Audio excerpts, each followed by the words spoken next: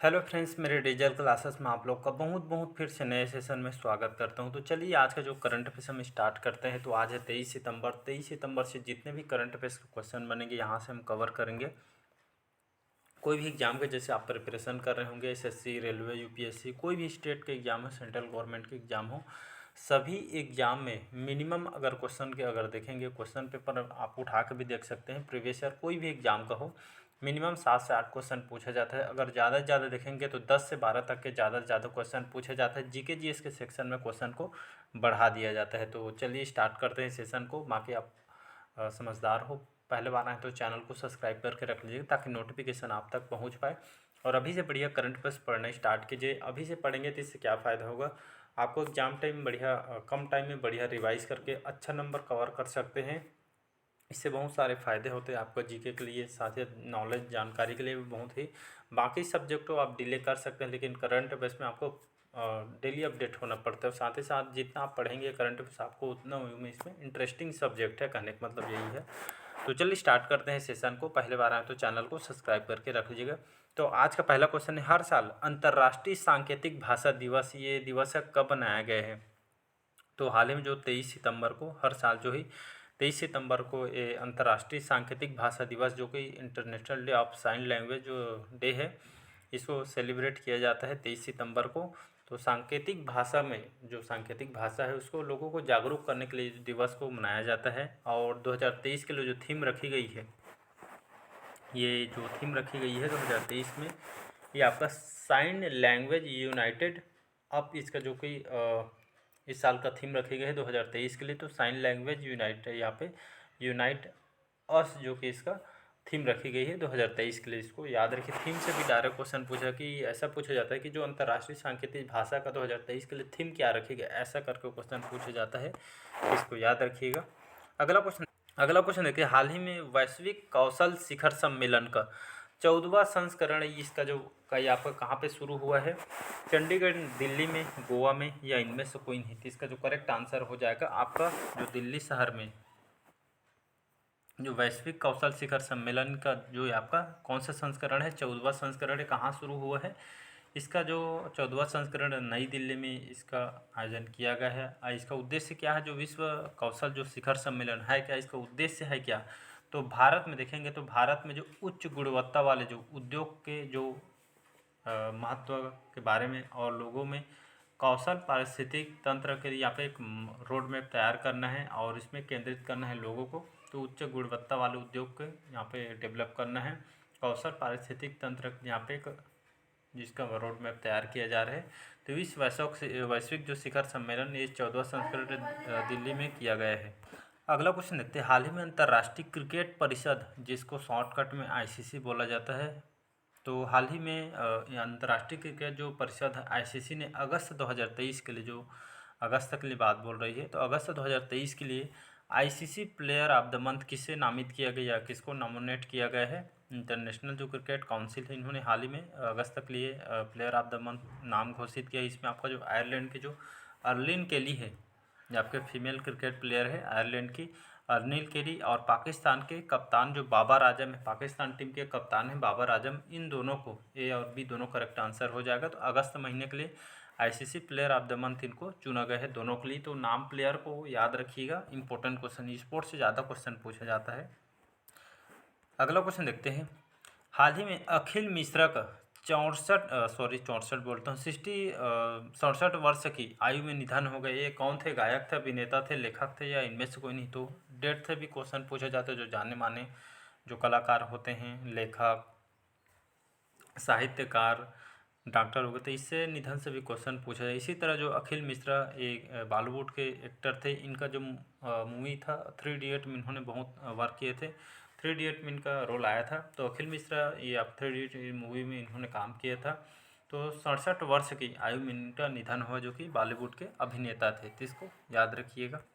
अगला क्वेश्चन देखते हैं, हाल ही में CUSAT, CU जो कुसेट है, इसका फुल फॉर्म क्या होता है? तो council Cochin university of science and technologies का फुल फॉर्म था। यहाँ का जो शोधकर्ताओं, जो वैज्ञानिकों ने किसके नाम पर एक नई समुद्री जो टाटिग्रेड, बात करेंगे समुद्री टारगेट जो एक तरह का प्रजाति है, इसका नाम रखा गया है APJ अब्दुल कलाम, इनके नाम रखा गया। बहुत इंपॉर्टेंट क्वेश्चन आपके आने वाले एग्जाम के लिए देख सकते हैं। हमारे जो अब्दुल कलाम है इनके नाम पे रखा जाएगा। ये आपको एक समुद्री टारगेट प्रजाति है क्या, इसकी बात करते हैं। तो एक तरह का ये जो समुद्र बड़े बड़े महासागर में पाए जाते हैं जो जो प्रजाति है टारगेट, समुद्री प्रजाति टारगेट, एक तरह एक जल में रहने वाला एक 8 टांगों वाला एक समुद्री जीव है, जो कि एक बहुत ही सूक्ष्म प्राणी है, जो कि आपके समुद्र अगर बड़े बड़े समुद्र महासागर में पाए जाते हैं। इसी के नाम, जो इस प्रजाति के जो नाम यहाँ पे APJ अब्दुल कलाम रखी गई है। तो इसको याद रखिए। कहाँ के शोधकर्ताओं ने रखा है, तो आपके कोचीन के जो शोधकर्ता वैज्ञानिकों ने इसका नाम को किया गया है। अगला क्वेश्चन देखते हैं। हाल ही में किस देश ने दुनिया के सबसे मुक्त अर्थव्यवस्था की किताब हासिल किया है, तो हांगकांग को पीछे छोड़ दिया है। और तो सिंगापुर, हाल ही में सिंगापुर जो देश है, इन्होंने दुनिया के, देख सकते हैं यहाँ पे, जो दुनिया के सबसे मुक्त अर्थव्यवस्था की किताब इन्होंने हासिल की है। पहले 53 साल से, पिछले 53 साल से हांगकांग जो है इसमें फर्स्ट पोजीशन पे आता था, लेकिन इस बार जो है सिंगापुर ने ये किताब हासिल की है। तो जो हांगकांग को पीछे छोड़ के जो है आपका जो सिंगापुर शहर है, जो कि दुनिया के मुक्त अर्थव्यवस्था खिताब इन्होंने हासिल की है। हांगकांग को मतलब पीछे छोड़ दिए, तो नंबर 1 में सिंगापुर सिटी आ गई है हांगकांग को पीछे छोड़ के। यहाँ पे बात करते हैं, यहाँ पे मुक्त अर्थव्यवस्था की किताब इस देश ने कैसे हासिल किया, आपका है क्या जो।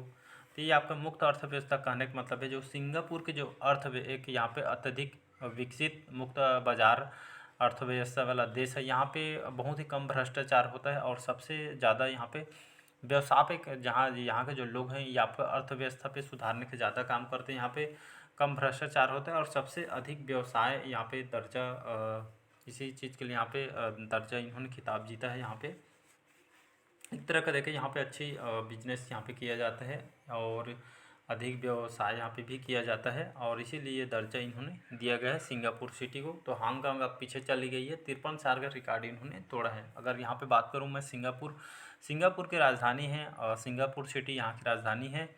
और यहाँ के जो नए राष्ट्रपति, जो कि हमारे भारतीय मूल के यहाँ के जो नए राष्ट्रपति भी कुछ ही दिन में यहाँ पे चुनाव हुआ था, जो भारतीय मूल के जो राष्ट्रपति थर्मन, जो यहाँ पे जो संगू रुस्तम है, जो थर्मन, शॉर्टकट में थर्मन बोलिएगा, ये एग्जाम में आएगा। IMP कर देता हूँ मैं, तो डायरेक्ट यहाँ से ये पूछा जाएगा। तो ये तो सिंगापुर सिटी आपके मुक्त अर्थव्यवस्था खिताब इन्होंने हासिल किया। एक क्वेश्चन यही बन सकता है। दूसरा यहाँ पे ये बन सकता है, यहाँ के नए राष्ट्रपति जो हमारे भारतीय मुल्क के कौन है, तो थर्मन बस नाम याद रख लेंगे तो यहाँ पे क्वेश्चन आपका तैयार हो जाता है। यहाँ के जो प्राइम मिनिस्टर कौन है, तो ली जोसिन लुंग है, यहाँ के आपके प्राइम मिनिस्टर है। और राष्ट्रपति थर्मन बस आप याद रख लेंगे तो बहुत ही इंपॉर्टेंट है। अगला क्वेश्चन देखते हैं। हाल ही में किस राज्य की जो स्वाति नायक, हाल ही में कौन से राज्य की जो स्वाति नायक है 2023 में नॉर्मन बोरलॉगफील्ड अवार्ड प्राप्त करेगी? उड़ीसा, असम, हिमाचल प्रदेश या इनमें से कोई नहीं। तो इसका जो करेक्ट आंसर हो जाएगा उड़ीसा की जो राज्य का जो रहने वाली है स्वाति नायक। तो इन्होंने 2023 में जो नॉर्मन बोरलॉगफील्ड अवार्ड इन्होंने प्राप्त किए हैं। तो एक जाने माने शोधकर्ता है, वैज्ञानिक, जो कि फिलीपींस में आपका वैज्ञानिक हैं, अभी सीख रही हैं, तो शोधकर्ता हैं और उड़ीसा के रहने वाले हैं। इनको कौन से काम के लिए जो नॉर्मन बोरलॉग जो फील्ड अवार्ड इनको दिया गया है, तो अगर देखेंगे तो जो स्वाति नायक है, नाम को तो याद रखना है आपको। जो स्वाति नायक उड़ीसा के रहने वाली हैं, तो उड़ीसा में यहाँ पे कृषि और खाद्य उत्पादन के क्षेत्र में इनके यहाँ पे योगदान के लिए इनको दिया जा रहा है। कृषि और खाद्य उत्पादन के लिए यहाँ पे चावल वगैरह, यहाँ पे पौष्टिक चावल, और यहाँ पे जो जो हमारे हेल्थ के लिए जो चाहिए, जो चावल खास करके लिए यहाँ पे इसी क्षेत्र में काम कर लेके बीज वगैरह, चावल के बीज, इसी क्षेत्र में इनको खाद्य उत्पादन और कृषि के क्षेत्र में काम के योगदान के लिए इनको जो स्वाति नायक 2023 में नॉर्मन बोरलॉगफील्ड अवार्ड इनको दिया जा रहा है। तो इसको याद रखिए। आपके फिलीपींस में अभी वर्तमान में एक वैज्ञानिक शोध करते हैं, तो उड़ीसा के रहने वाले। उड़ीसा की बात करूँ, उड़ीसा की राजधानी भुवनेश्वर। नवीन पटनायक यहाँ के मुख्यमंत्री है और गणेशी लाल यहाँ के गवर्नर है। बाकी बहुत सारे क्वेश्चन यहाँ से पूछे जाते हैं। लिंगराज मंदिर, कोणार्क का मंदिर, चावल का अनुसंधान केंद्र है कटक में, और चिल्का लेक वगैरह यहाँ पे बहुत ही प्रसिद्ध है। अगला क्वेश्चन देखते हैं। हाल ही में किस स्थान पर 22 से 24 सितंबर तक, मतलब 3 दिवसीय सितंबर, यहाँ पे 22 लेकर 24 सितंबर तक 3 दिवसीय उत्सव नदी उत्सव शुरू हुए थे आपके नई दिल्ली बोलता हूँ, दिल्ली में हमारा जो दिल्ली शहर कौन से नदी किनारे बसा है, तो इसको याद रहे, कई बार एग्जाम में क्वेश्चन पूछा है। तो यमुना नदी किनारे ये आपका दिल्ली शहर बसा हुआ है। तो 3 दिवसीय कार्यक्रम 22 से 24 सितंबर तक 3 दिवसीय उत्सव नदी यहाँ पे शुरू हुई। इसी तरह हमारी जो भारत की संस्कृति एक तरह सांस्कृतिक फेस्टिवल है, कार्यक्रम इसके तहत यहाँ पे नदी के बारे में लोगों को जागरूक करने के यहाँ पे ये खास करके जो फेस्टिवल यहाँ पे 3 दिवसीय कार्यक्रम आयोजन किया गया है। अगला क्वेश्चन देखते हैं, हाल ही में किसने पंडित दीनदयाल उपाध्याय राष्ट्रीय खिलाड़ी कल्याण कोष के तहत खिलाड़ियों को सम्मानित किया गया है? तो किसके द्वारा सम्मानित किया? हमारे जो युवा मंत्री हैं अनुराग ठाकुर जी, खेल और युवा मंत्री हैं अनुराग ठाकुर जी, तो इन्होंने हाल ही में पंडित दीनदयाल उपाध्याय राष्ट्रीय खिलाड़ी कल्याण कोष के तहत खिलाड़ियों को सम्मानित किया है। कहने का मतलब है जो हाल में जो अनुराग ठाकुर है, इन्होंने पंडित दीनदयाल जो उपाध्याय राष्ट्रीय खिलाड़ी कल्याण कोष स्थापना किया गया है। इसके तहत यहाँ पे ये जो फंड है उन बच्चों को दिया जाएगा जो जितने भी एथलीट जो खिलाड़ी प्लेयर हैं, जो भारत की टीम से बहुत सारे ऐसे भी खिलाड़ी होते हैं जिन लोग अपनी घर की स्थिति ठीक नहीं होते हैं, जो खिलाड़ी जो होते हैं जैसे आप क्रिकेटर हैं, तो जैसे आप क्रिकेटर हैं तो बहुत सारे इसको क्रिकेट खेलने के लिए सामान चाहिए रहता है, तो लेकिन गरीबी स्थिति के जो कारण यहाँ पे हम खरीद नहीं सकते हैं जो सामान वगैरह किट वगैरह होती है, इसीलिए जो कोष का निर्माण किया है तो उन खिलाड़ी को दिया जाएगा जो सामान जिन लोग खरीद नहीं पाते, आगे बढ़ नहीं सकते, उन लोग तरह इसमें ये फंड उन लोग को प्रोवाइड, अभी तक के 270 खिलाड़ियों को इसको दिया जा चुका है, मतलब लगभग 5 से 6 करोड़ इसमें लगा चुके हैं। इसी के तहत ये जो अनुराग ठाकुर ने इस कल्याण कोष के तहत खिलाड़ियों को सम्मानित किया गया है, तो इस कोष का इसी उद्देश्य से बनाया गया है। अगला क्वेश्चन देखते हैं हर साल विश्व राइनो दिवस ये कब मनाया जाता है? तो याद रखिएगा 22 सितंबर को, डायरेक्ट एग्जाम में दिवस से पूछा जाता है। तो विश्व राइनो दिवस जो राइनो डे है सेलिब्रेट किया जाता है 22 सितंबर को, प्रत्येक वर्ष इसको मनाया जाता है। राइनो जो दिवस क्यों मनाया जाता है, तो खास करके देखेंगे दुनिया भर में जो गैंडा की जो प्रजाति है बहुत ही कम होती जा रही है, इसके जो सींग होते बहुत ही औषधि गुणकारी होते हैं और लोग इसका अवैध रूप से यहाँ पे उनको अवैध रूप से तस्करी कर रहे थे। इसी के लिए लोगों को जागरूक करने के लिए यहाँ पे इसको जो गैंडों की जो बहुत सारी 5 प्रकार की जो प्रजाति होती है, इसको बचाने के लिए 2010 से ये जो दिवस मनाते आ रहे हैं, जो विश्व राइनो दिवस, तो 22 सितंबर को यह जो दिवस उनको लोगों को जागरूक करने के लिए उनके बचाव के संरक्षण में इसको मनाया जाता है। अगला क्वेश्चन देखते हैं, हाल ही में भारत और किस देश की जो नौसेनाओं ने द्विपक्षीय सिम्बैक्स 2023, ये आपका ऐसा रहेगा सिम्बैक्स 2023 के युद्धाभ्यास की शुरुआत की है। तो हमारे भारत और सिंगापुर दोनों देश के बीच के जो नौसेना होते हैं, जो नेवी होते हैं, एक तरह का अभ्यास किया जाता है जिसमें दुश्मनों को लड़ने के लिए एक तरह का अभ्यास किया जाता है। इस अभ्यास से बहुत सारे फायदे भी होते हैं, दोनों के बीच अच्छे संबंध है, तो एक तरह का अभ्यास किया जाता है जिसका नाम है सिम्बैक्स। कौन कौन से देश के बीच? सिंगापुर और आपके भारत के बीच नौसेनाओं का आपके द्विपक्षीय अभ्यास है। तो एक तरह का सैन्य शक्ति को इसमें मजबूत करना है, इसी उद्देश्य से अभ्यास का आयोजन किया जाता है, हर साल या प्रत्येक वर्ष किया जाता है। तो सिंगापुर में इसका आयोजन किया गया। अगला क्वेश्चन, नेक्स्ट क्वेश्चन, हाल ही में मध्य प्रदेश के जो मुख्यमंत्री शिवराज सिंह चौहान ने कितने करोड़ रुपया की लागत वाली स्टैच्यू ऑफ वननेस परियोजना के तहत राज्य के खंडवा जिले, एमपी में आता है खंडवा जिले, तो खंडवा जिले के ओंकारेश्वर जो जिला है यहाँ पे खंडवा जिले के अंतर्गत आता है, जो गांव है ओंकारेश्वर में आदि शंकराचार्य की 108 ऊंची प्रतिमा का अनावरण किया गया है। यहाँ पे देख सकते हैं 2141 करोड़ रुपये की लागत से जो आदि शंकरा जी, इनके थोड़ी बात करते हैं इनके ऊपर। आदि शंकराचार्य कौन है?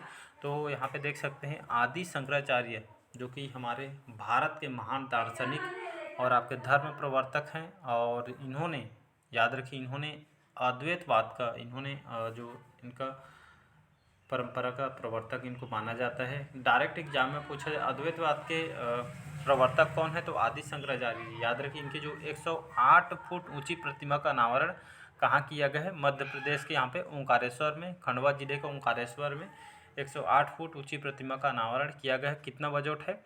2141 करोड़ की बजट से तैयार किया गया है। और आदि शंकराचार्य के द्वारा उपनिषद वगैरह बहुत सारे लिखे गए हैं, भगवत गीता इनके द्वारा लिखे गए हैं, तो इसको याद रखिएगा। यहाँ के मुख्यमंत्री कौन है? तो शिवराज सिंह चौहान जो कि यहाँ के मुख्यमंत्री हैं और यहाँ की राजधानी है भोपाल। अगला क्वेश्चन देखते हैं, हाल ही में डॉक्टर सरोजा वैद्यनाथन का निधन हुआ। यह कौन थी? एक भरतनाट्यम नृत्यांगना है, इम्पोर्टेंट ये भी। तो डॉक्टर सरोजा वैद्यनाथन जिनका हाल ही में निधन हो गए है।